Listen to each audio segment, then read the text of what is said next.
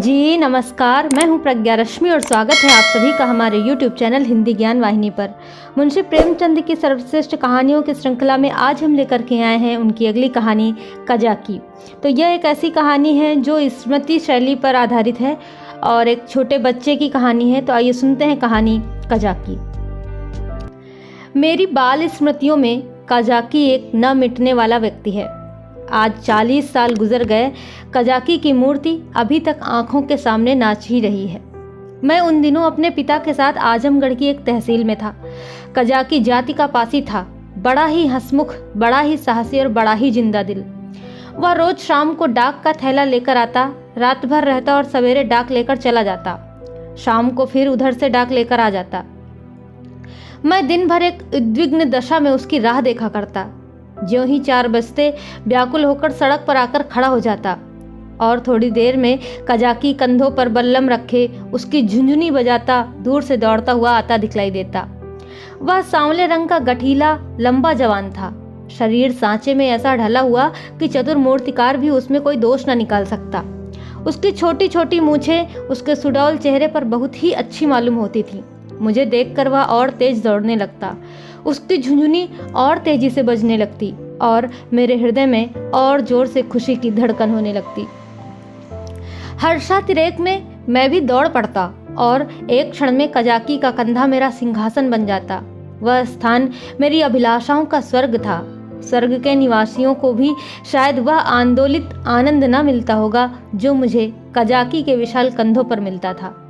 संसार मेरी आंखों में तुच्छ हो जाता और जब कजाकी मुझे कंधों पर लिए हुए दौड़ने लगता तब तो ऐसा मालूम होता मानो हवा के घोड़े पर उड़ा जा रहा हूँ। कजाकी डाक खाने में पहुँचता तो पसीने से तर रहता, लेकिन आराम करने की आदत न थी। थैला रखते ही वह हम लोगों को लेकर किसी मैदान में निकल जाता। कभी हमारे साथ खेलता, कभी बिरहे गाकर सुनाता और कभी कहानियाँ सुनाता। उसे चोरी और डाके, मारपीट, भूत प्रेत की सैकड़ों कहानियां याद थी। मैं ये कहानियां सुनकर विस्मयपूर्ण आनंद में मग्न हो जाता। उसकी कहानियों के चोर और डाकू सच्चे योद्धा होते थे जो अमीरों को लूटकर दीन दुखी प्राणियों का पालन करते थे। मुझे उन पर घृणा के बदले श्रद्धा होती थी। एक दिन कजाकी को डाक का थैला लेकर आने में देर हो गई। सूर्यास्त हो गया और वह दिखलाई न दिया। मैं खोया हुआ सड़क पर दूर तक आंखें फाड़ फाड़ कर देखता था, पर वह परिचित रेखा न दिखलाई पड़ती थी। कान लगाकर सुनता था, झुनझुन की वह आमोदमय ध्वनि न सुनाई देती थी। प्रकाश के साथ मेरी आशा भी मलिन होती जाती थी। उधर से किसी को आते देखता तो पूछता, कजाकी आता है क्या? पर या तो कोई सुनता ही न था या केवल सिर हिला देता था। सहसा झुनझुन की आवाज कानों में आई। मुझे अंधेरे में चारों ओर भूत ही दिखलाई देते थे। यहाँ तक कि माताजी के कमरे में ताक पर रखी हुई मिठाई भी अंधेरा हो जाने के बाद मेरे लिए त्याज्य हो जाती थी। लेकिन वह आवाज़ सुनते ही मैं उसकी तरफ जोर से दौड़ा। हाँ, वह कजाकी ही था। उसे देखते ही मेरी विकलता क्रोध में बदल गई। मैं उसे मारने लगा, फिर रूठ करके अलग खड़ा हो गया। कजाकी ने हंसकर कहा, मारोगे तो मैं एक चीज़ लाया हूँ, वह न दूंगा। मैंने साहस करके कहा, जाओ जाओ, मत देना, मैं लूंगा ही नहीं। कजाकी ने कहा, अभी दिखा दूं तो दौड़कर गोद में उठा लोगे। मैंने पिघल कर कहा, अच्छा ठीक है, दिखा दो। कजाकी ने कहा, तो आ मेरे कंधों पर बैठ जाओ और भाग चलो। आज बहुत देर हो गई है, बाबूजी बिगड़ रहे होंगे। मैंने अकड़ कर कहा, पहले दिखा। और अंततः मेरी विजय हुई। अगर कजाकी को देर का डर न होता और वह 1 मिनट भी और रुक सकता तो शायद पासा पलट जाता। उसने कोई चीज दिखलाई जिसे वह एक हाथ से छाती में चिपटाए हुए था। मैंने देखा, लंबा मुंह था और 2 आंखें चमक रही थीं। मैंने दौड़कर कजाकी की गोद से ले लिया। अरे, यह तो हिरन का बच्चा था। आह, मेरी उस खुशी का कौन अनुमान करेगा। तब से कठिन परीक्षाएं पास की, अच्छा पद भी पाया, राय बहादुर भी हुआ, पर वह खुशी फिर न हासिल हुई। मैं उसे गोद में लिए उसके कोमल स्पर्श का आनंद उठाता घर की ओर दौड़ा। कजाकी को आने में क्यों इतनी देर हुई, मुझे इसका ख्याल ही न रहा। मैंने पूछा, ये कहाँ मिला कजाकी? कजाकी ने कहा, भैया यहाँ से थोड़ी दूर पर एक छोटा सा जंगल है, उसमें बहुत से हिरन है। मेरा बहुत जी चाहता था कि कोई बच्चा मिल जाए तो तुम्हें दूं। आज यह बच्चा हिरणों के झुंड के साथ दिखलाई दिया। मैं झुंड की ओर दौड़ा तो सबके सब भागे। यह बच्चा भी भागा, लेकिन मैंने पीछा न छोड़ा और हिरन तो बहुत दूर निकल गए, यही पीछे रह गया और मैंने इसे पकड़ लिया। इसी से आज इतनी देर हुई। यूं बातें करते हम दोनों डाक खाने पहुंचे। बाबूजी ने मुझे न देखा और हिरन के बच्चे को भी न देखा। उनकी निगाह कजाकी पर ही पड़ी। बिगड़ कर बोले, आज इतनी देर कहाँ लगाई? अब थैला लेकर आया है, उसे लेकर क्या करूं? सारी डाक तो चली गई। बता तूने इतनी देर कहाँ लगाई? कजाकी के मुंह से आवाज न निकली। बाबूजी ने कहा, तुझे शायद अब नौकरी नहीं करनी है, नीच है ना, पेट भरा तो मोटा हो गया, जब भूखों मरने लगेगा तो आंखें खुलेंगी। कजाकी चुपचाप खड़ा रहा। बाबूजी का क्रोध और बढ़ा। बोले, अच्छा थैला रख दे और अपने घर की राह ले। सुअर, अब डाक लेके आया है, तेरा क्या बिगड़ेगा? जहां चाहेगा मजूरी कर लेगा, माथे तो मेरे जाएगी ना, जवाब तो मुझसे तलब होगा ना। कजाकी ने रुआंसे होकर कहा, सरकार अब कभी देर न होगी। बाबूजी ने कहा, आज क्यों देर की, इसका जवाब दे। कजाकी के पास इसका कोई जवाब न था। आश्चर्य तो ये था कि मेरी भी जबान बंद हो गई।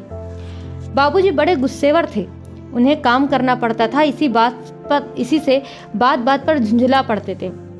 मैं तो उनके सामने कभी जाता ही न था। वह भी मुझे कभी प्यार न करते थे। घर में केवल 2 बार घंटे घंटे भर के लिए भोजन करने आते थे, बाकी सारे दिन दफ्तर में लिखा करते थे। उन्होंने बार बार एक सहकारी के लिए अफसरों से विनय की थी, पर इसका कुछ असर न हुआ था। यहाँ तक कि तातील के दिन भी बाबूजी दफ्तर में ही रहते थे। केवल माताजी उनका क्रोध शांत करना जानती थी, पर वह दफ्तर में कैसे आती? बेचारा कजाकी उसी वक्त मेरे देखते देखते निकाल दिया गया। उसका बल्लम, चपरास और साफा सब छीन लिया गया और उसे डाक खाने से निकल जाने का नादिरी हुक्म सुना दिया। उस वक्त मेरा ऐसा जी चाहता था कि मेरे पास सोने की लंका होती तो कजाकी को दे देता और बाबूजी को दिखा देता कि आपके निकाल देने से कजाकी का बाल भी बांका नहीं हुआ। किसी योद्धा को अपनी तलवार पर जितना घमंड होता है, उतना ही घमंड कजाकी को अपने चपरास पर था। जब वह चपरास खोलने लगा तो उसके हाथ पांव कांप रहे थे और आंखों से आंसू बह रहे थे। और इस सारे उपद्रव की जड़ वह कोमल वस्तु थी जो मेरी गोद में मुंह छिपाए ऐसे चैन से बैठी हुई थी मानो माता की गोद में हो। जब कजाकी चला तो मैं धीरे धीरे उसके पीछे पीछे चला। मेरे घर के द्वार पर आकर कजाकी ने कहा, भैया अब घर जाओ, सांझ हो गई। मैं चुपचाप खड़ा अपने आंसुओं के वेग को सारी शक्ति से दबा रहा था। कजाकी फिर बोला, भैया मैं कहीं बाहर थोड़े ही चला जाऊंगा, फिर आऊंगा और तुम्हें कंधों पर बैठाकर कुदाऊंगा। बाबूजी ने नौकरी ले ली है तो क्या इतना भी न करने देंगे? तुमको छोड़कर मैं कहीं ना जाऊंगा भैया। जाकर अम्मा से कह दो कजाकी जाता है, उसका कहा सुना माफ करें। मैं दौड़ा हुआ घर गया, लेकिन अम्मा जी को कुछ कहने के बदले बिलख बिलख कर रोने लगा।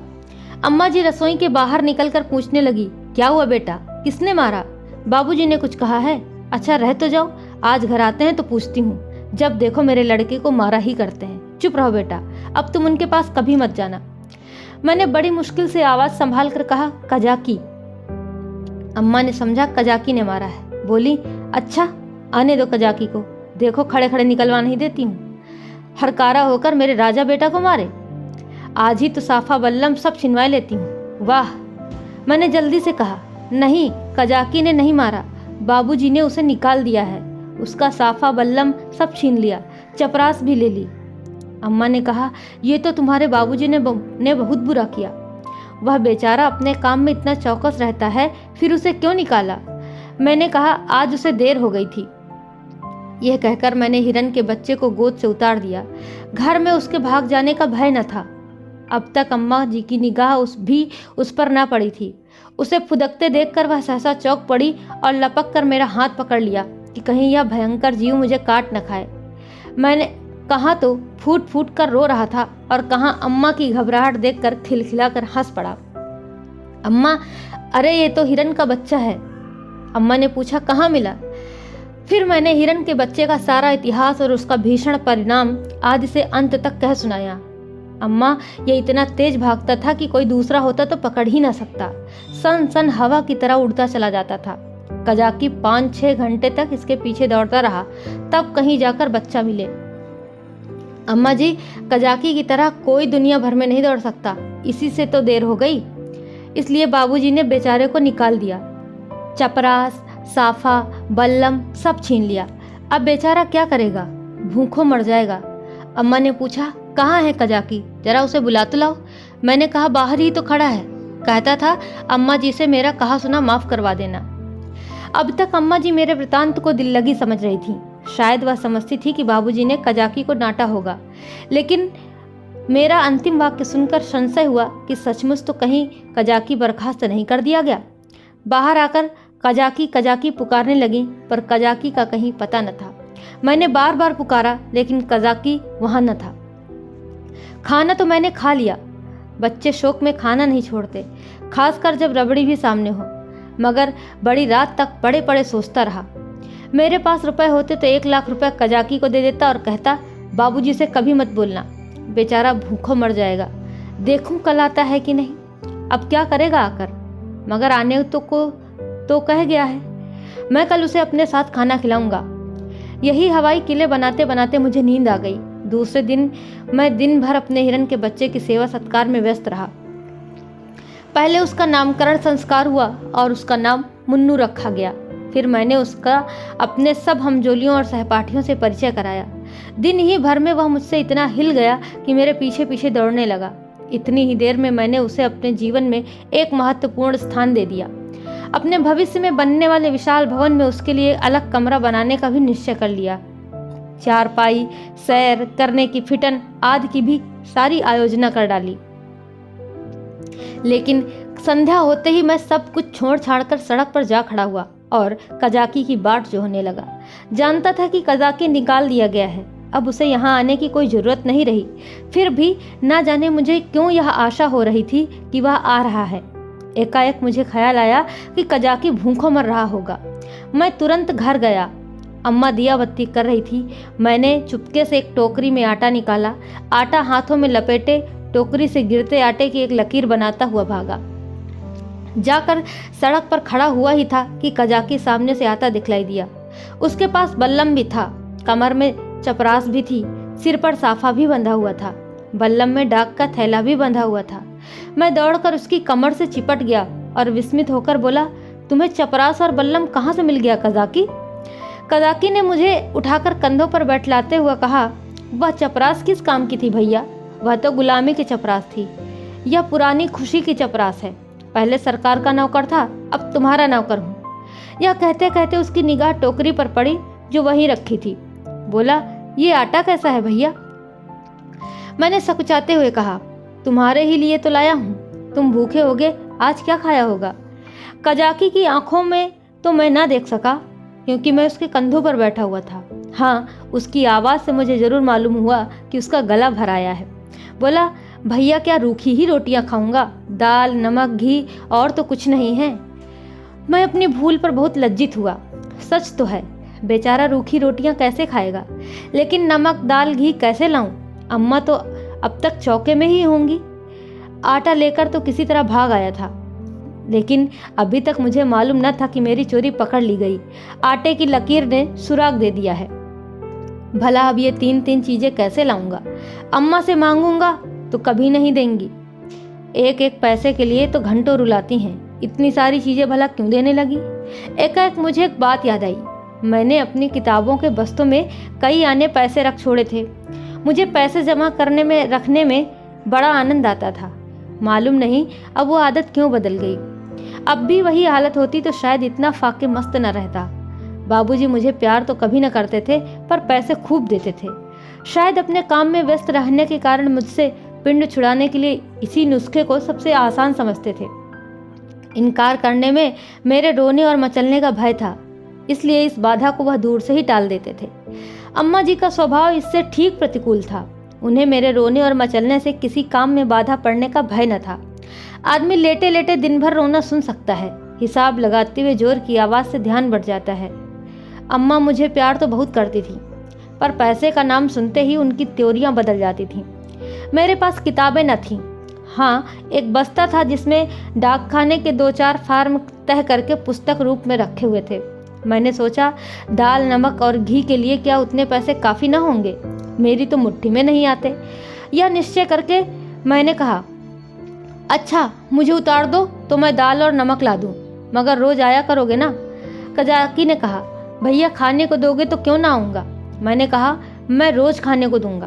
कजाकी बोला, तो मैं रोज आऊँगा। मैं नीचे उतरा और दौड़कर सारी पूंजी उठा लाया। कजाकी को रोज बुलाने के लिए उस वक्त मेरे पास कोहिनूर हीरा भी होता तो उसको भेंट करने में मुझे पसो पेश न होता। कजाकी ने विस्मित होकर पूछा, ये पैसे कहाँ पाए भैया? मैंने गर्व से कहा, मेरे ही तो हैं। कजाकी ने कहा, तुम्हारी अम्मा जी तुमको मारेंगी, कहेंगी कजाकी ने फुसलाकर मंगवा लिए होंगे। भैया इन पैसों की मिठाई ले लेना और मटके में रख देना। मैं भूखों नहीं मरता, मेरे 2 हाथ हैं, मैं भला भूखों मर सकता हूँ? मैंने बहुत कहा कि पैसे मेरे हैं, लेकिन कजाकी ने ना लिए। उसने बड़ी देर तक इधर उधर की सैर कराई, गीत सुनाए और मुझे घर पहुंचाकर चला गया। मेरे द्वार पर आटे की टोकरी भी रख दी। मैंने घर में कदम रखा ही था कि अम्मा जी ने डांट कर कहा, क्यों रे चोर, तू आटा कहाँ ले गया था? अब चोरी करना सीखता है? बता किसको आटा दे आया, नहीं तो तेरी खाल उधेड़ कर रख दूंगी। मेरी नानी मर गई। मेरी अम्मा क्रोध में सिंघनी हो जाती थी। सिर पिटाकर बोला, किसी को तो नहीं दिया? अम्मा ने कहा, तूने आटा नहीं निकाला? देख कितना सारा आटा सारे आंगन में बिखरा पड़ा है। मैं चुप खड़ा था। वह कितना ही धमकाती थी, चुमकारती थी, पर मेरी जबान न खुलती थी। आने वाली विपत्ति के भय से प्राण सूख रहे थे। यहाँ तक कि यह भी कहने की हिम्मत न पड़ती थी कि बिगड़ती क्यों हो, आटा तो द्वार पर रखा हुआ है और ना उठाकर लाते ही बनता था। मानो क्रिया शक्ति ही लुप्त हो गई हो, मानो पैरों में हिलने की सामर्थ्य ही नहीं। सहसा कजाकी ने पुकारा, बहू जी आटा द्वार पर रखा हुआ है, भैया मुझे देने को ले गए थे। यह सुनते ही अम्मा द्वार की ओर चली। कजाकी से वह पर्दा न करती थी।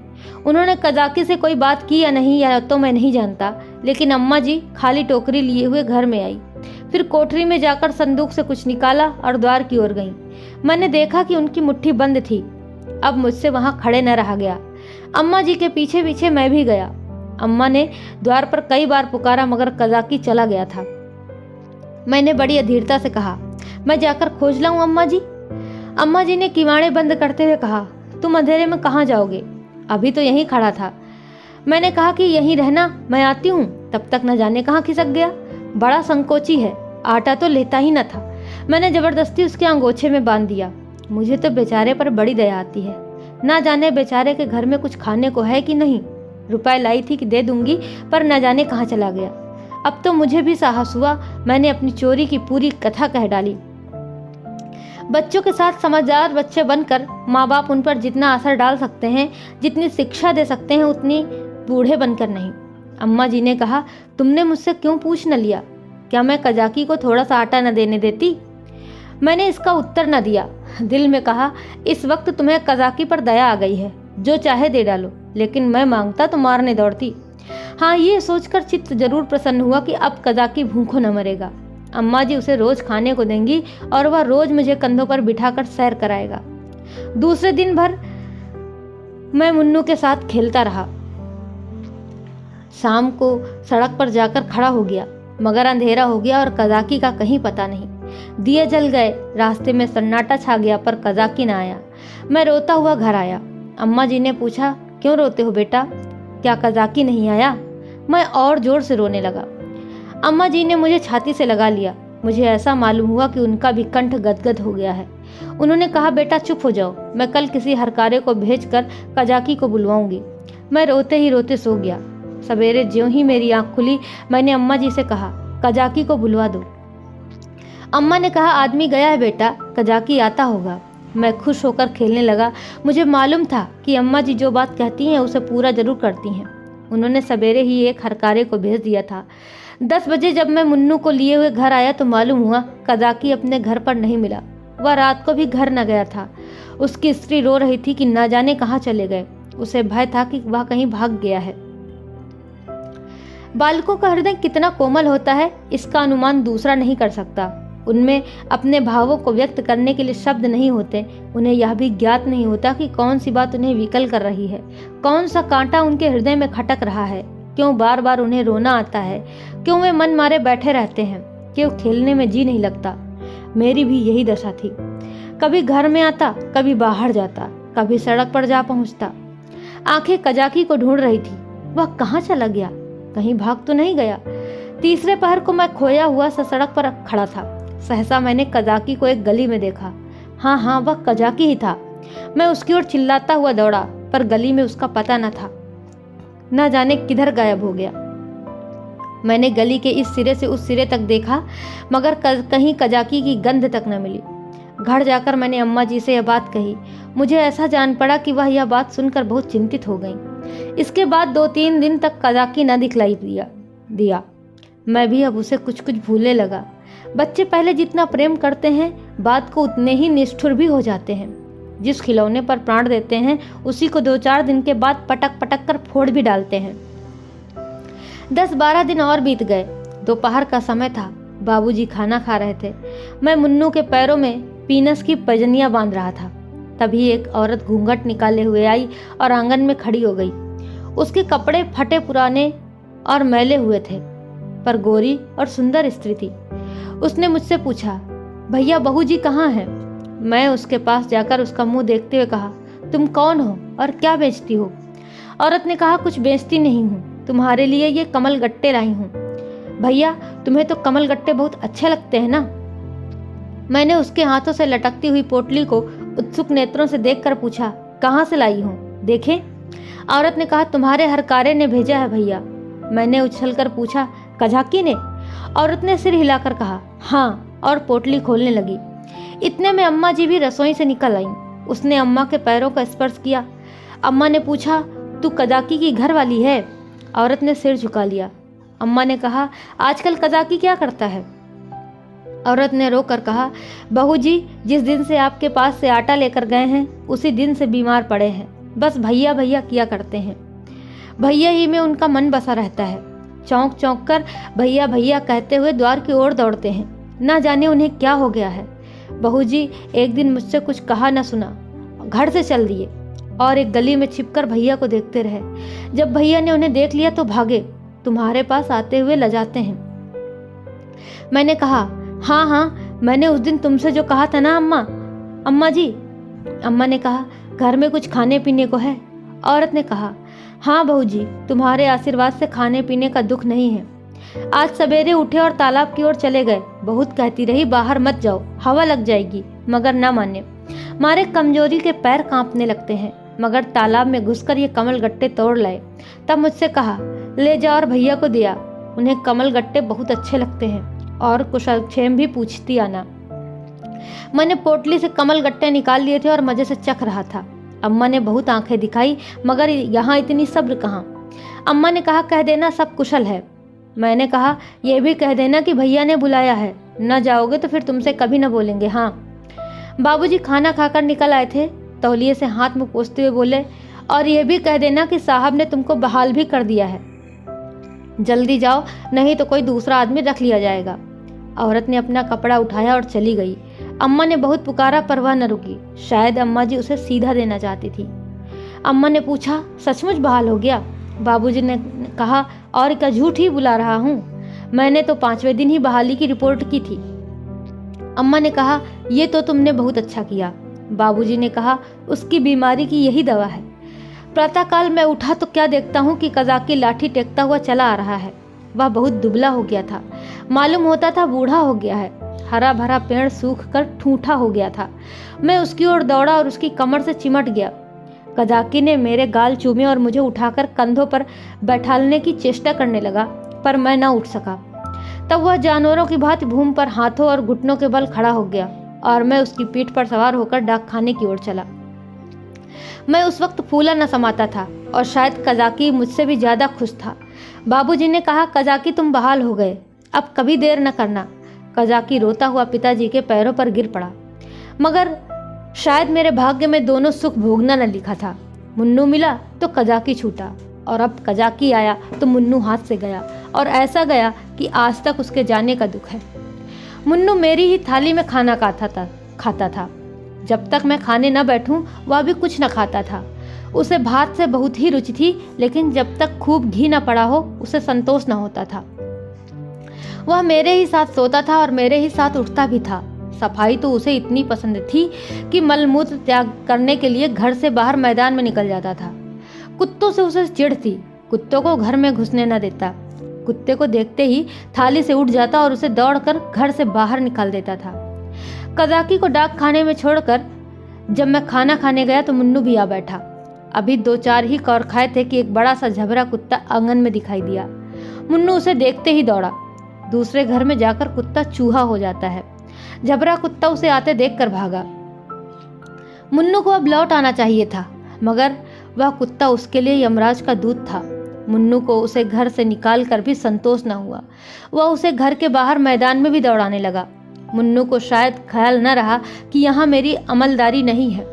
वह उस क्षेत्र में पहुंच गया था जहाँ झबरे का भी उतना ही अधिकार था जितना मुन्नू का। मुन्नू कुत्तों को भगाते भगाते कदाचित अपने बाहुबल पर घमंड करने लगा था। वह यह न समझता था कि घर में उसकी पीठ पर घर के स्वामी का भय काम किया करता है।